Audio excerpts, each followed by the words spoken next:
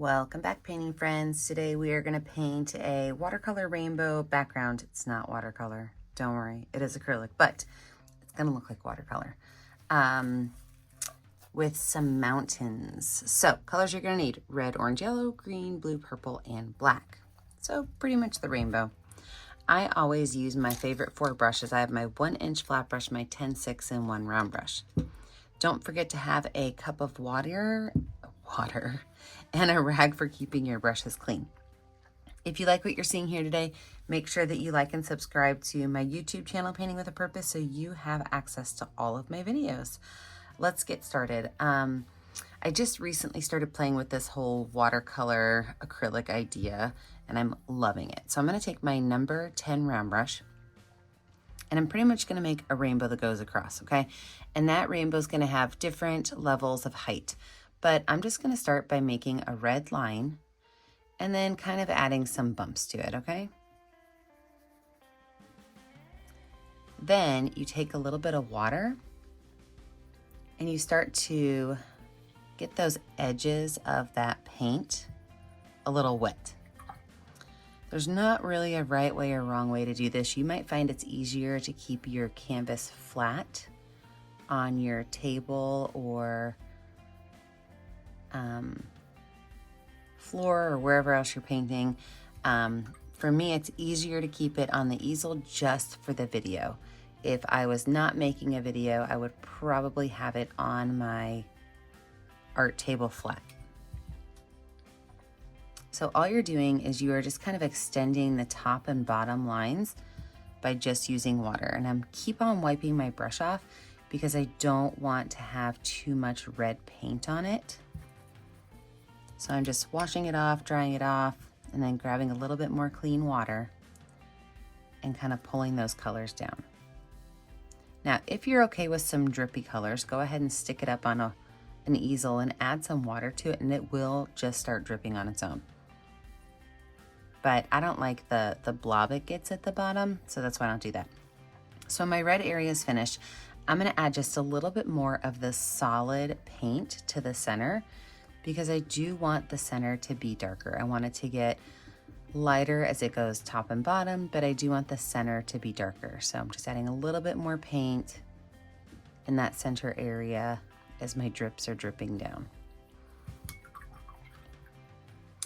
So when you switch colors, going from red to orange, it's gonna be the exact same thing. So I'm gonna take my orange and I'm gonna make an orange line. Orange is not my favorite color, so I'm gonna make my orange line a little bit smaller. And then I'm just gonna kind of pull those lines up, pull those lines down, and I'm gonna repeat the process, except I do have to blend these 2 colors together. So I'm gonna take a brush with no paint on it, just water, and I'm gonna go right in between these 2 areas and just kind of let those 2 colors marry each other. They are going to just start to blend nicely. I can even get a little bit of water on my brush, and I can pull some of that orange up into a couple of my watercolor looking spots and even down into a couple as well. That really helps that look of one solid stream of watercolor, which, as we're learning, is actually just acrylic paint. All right, so I'm gonna put myself in speed motion. I am going to go through my entire rainbow from red to purple, doing that same process. A dark line, then adding a little bit of water to my brush to pull those lines up and down. And when I switch colors, I am going to just very gently make them, I like to call it marry each other. They're just touching, okay? They're just becoming friends. They are mixing. And make sure that you get that water on there so that the watercolor effect takes place. And if you want to make it drip drop, just add a little bit of water to your canvas and it will do its own thing. You don't even have to do it. In fact, you can even take your canvas and flip it every once in a while so that both sides of your canvas have that drip look to it. If you don't want it to just be on one side, you can absolutely flip your canvas. I think I might do that just to keep it more cohesive. Okay, speed motion time. Let's get this rainbow on there.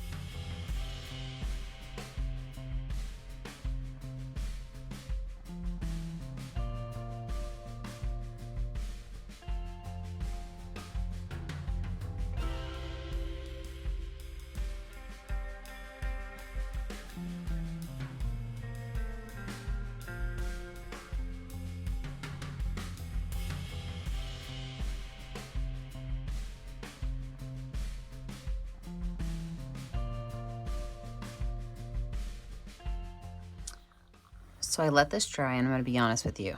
It's the next day, okay? And it's the next day because I've been really trying to decide what I want to put on here. I've been thinking about like making a straight line across and adding like a small mountain range in. I've been thinking about adding words on it, like so many options. So I think I'm going to stick with my original idea, which was indeed a mountain range. So I am going to take my number 6 round brush with some black paint, and I'm going to make a line that just goes straight across my canvas to where most of the rainbow colors are above it. Okay, so I went kind of just below the middle a little bit. Then from there, and I want you guys to see this, like mountains, you don't want them to look like triangles, okay?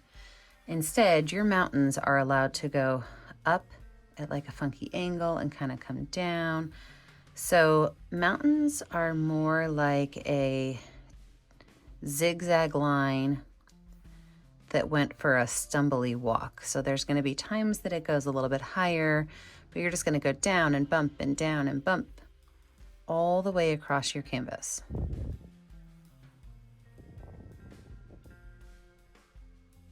And then you can paint those in black.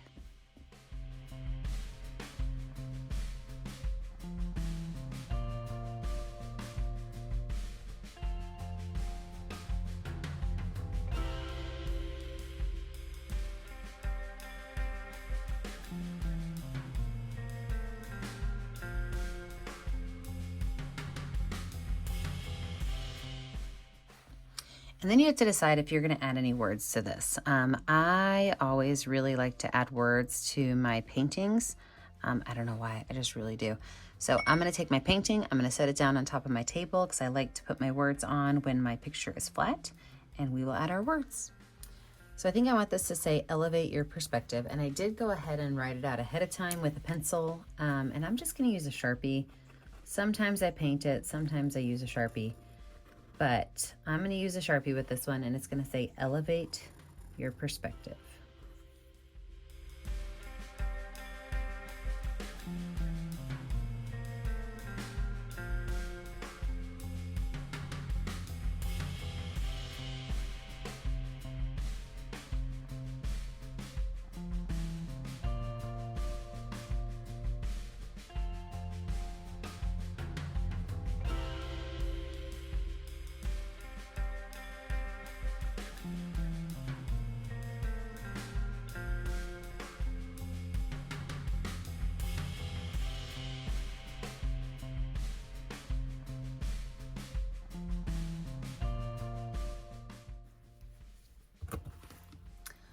So there you have it, elevate your perspective. Don't forget that when you're finished, you need to get a color that's going to show up on your canvas and sign your art. I never get to see what you're making at home unless you post it to my Facebook page, Painting with Purpose.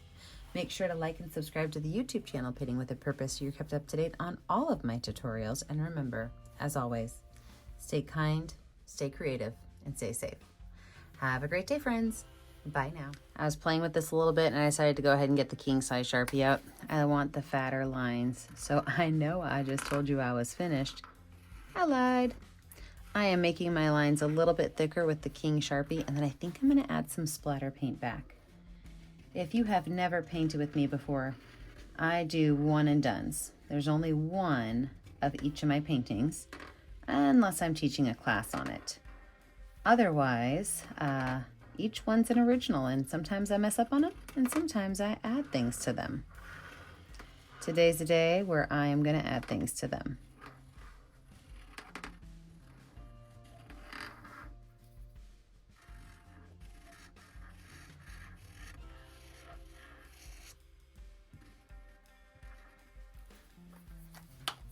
Now, how do I make my watered down paint? Well, I'm going to take a little bit of paint on my paint palette, and then I'm just going to add some water to it. Oops, look, I already have one splat right there. Oops, my bad. That will just stay there forever now. So I will take a little bit of water and put it on there, and then anytime I do this, I just like to take my 2 fingers and kind of set them over my picture, and I just tap on some little splatters. So a little bit of watered down black paint, Just kind of tap on those splatters.